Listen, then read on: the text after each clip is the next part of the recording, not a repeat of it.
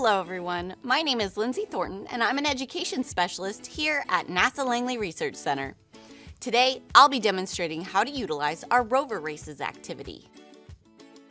In this activity, students experience the processes involved in engineering a communication protocol.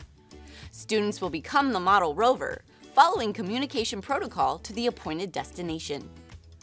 To reach their goals, students must create a calibrated solution with constraints and parameters of communicating with a rover on Mars. This activity helps to build students' understanding of engineering design in pursuit of scientific objectives through basic programming. To complete this activity, you will need 3 blindfolds per team, 2 clipboards and pencils per team, 1 set of worksheets per team, and objects to represent rock samples. Small traffic cones or objects that won't roll away when the rover tries to pick them up work well. You'll also need 1 stopwatch per team. And finally, you'll need a long enclosed track or course made of painter's tape with flat obstacles students will have to avoid and rock samples for them to pick up. Before you begin with your students, create a course with painter's tape, rock samples, and obstacles prior to beginning. Here you can see some examples with different levels of difficulty. Now, while painter's tape is the safest for your floors, masking tape or other tape can also be used as an alternative. Next, introduce NASA's rovers on Mars and ask students which rovers they know, like the Perseverance rover that landed in 2021 or Curiosity, who landed in 2012. We encourage you and your students to watch the video with 7 Minutes of Terror, The Challenges of Getting to Mars. Then ask students how the scientists got the landing to be so precise. Edge the students into the answer computer programming by asking if the students could do that with a joystick. Human error is another clue that you can give your students. Computers don't make mistakes. Another great resource for students is NASA's Jet Propulsion Laboratory's Mars in a Minute videos, specifically, how do rovers drive on Mars? This could be shown to students after their answer of computer programming. Next, divide students into groups of 6. Each group will be 1 rover team, consisting of 1 rover driver, 3 rover students, 1 timer, and 1 official. If there are an indivisible amount of students, each team can have less rover students. The rover driver will walk through the course first, counting the number of steps and listing the turns needed to guide the rover through the course. The cones on the course, or other objects you choose, are rock samples that can be collected if the rover driver has included it in their directions. Commands would be rock retrieval right or rock retrieval left. At that command, the 3rd rover student bends down, still blindfolded, and picks up the object and hands it to the middle rover student to carry. Once the rover drivers have recorded their directions on the command sheet, the rover races can begin. The rover teams, 1 at a time, will line up at the starting line and run the course. Blindfold the 3 rover students to prevent the rovers from aiding the rover driver during the command execution. The 3 rover students represent the 6 wheels of the rover and are sequentially in a line, front to back. The blindfolded rover students have their hands placed on the students' shoulders in front of them for stability. The rover students will proceed along the course following the rover driver's verbal commands. The commands cannot be changed from the original commands that the rover driver wrote down. They must be followed exactly. During robotic missions, usually the commands are sent to the rover all at once. The timers will start their stopwatch as soon as the educator says start, and will time until their rover team crosses the finish line.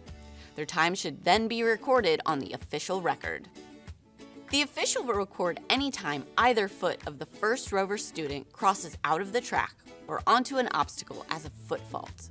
Every foot fault adds 1 second to their rover's time. The official will also record every rock sample that is collected and subtract 1 second from their rover's time for each collected sample. Upon completion, relate it back to how NASA has to control their rovers using computer programs just like these, but in computer languages. As an extension to this activity, you might consider using the My NASA Data Literacy Cube for your students to further explore and explain any data they just generated from this activity. In particular, the data and graphing cubes may be helpful for them to gain a further understanding of the effectiveness of their designs. You can find out more by searching for My NASA Data Literacy Cube online. Thanks for joining us today, and have fun implementing this activity in your classroom. My name is Caitlin, and I'm part of the North Dakota Space Grant Consortium. Today, I'm going to discuss various adaptations that can be incorporated into the Rover Races activity. At the start of this activity, we recommend providing both written and verbal instructions to all students. This way, all students will be able to understand the lesson's introduction. To adapt this activity for students with hearing impairments, we can use a talk-to-text app for working in teams when students need to communicate with each other. To accommodate students with visual impairments, we recommend using a tablet with this activity. As seen here, students can open the tablet's camera and use it as a magnifying glass. When creating your course, ensure that the width of the path created for the obstacle course is wide enough to accommodate wheelchair users, especially around any turns or obstacles. To accommodate students with visual impairments, the edges of the course can be designated with rope or string boundaries off of the floor in place of tape so the path can be felt. The edge of the path could also be designated using rumble strips instead of tape that lies flat on the floor so students can feel when they are out of bounds. Tape that is in high contrast and color to the floor can also aid a student with low vision in better determining the outer edges of the path.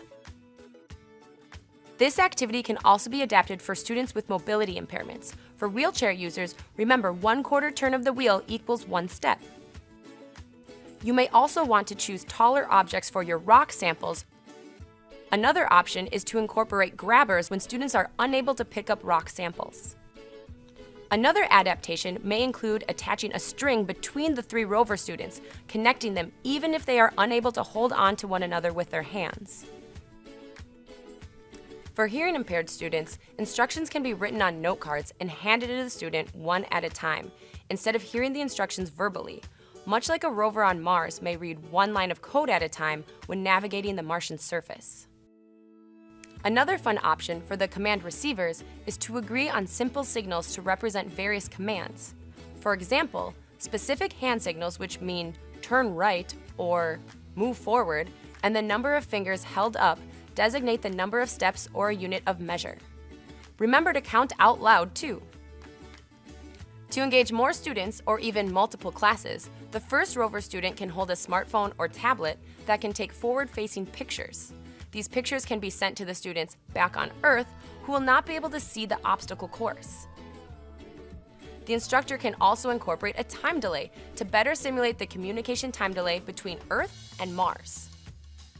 Instructors can set up a shared document where the rover adds pictures of their locations to Mars to the entire class, who can decide what further directions they should provide.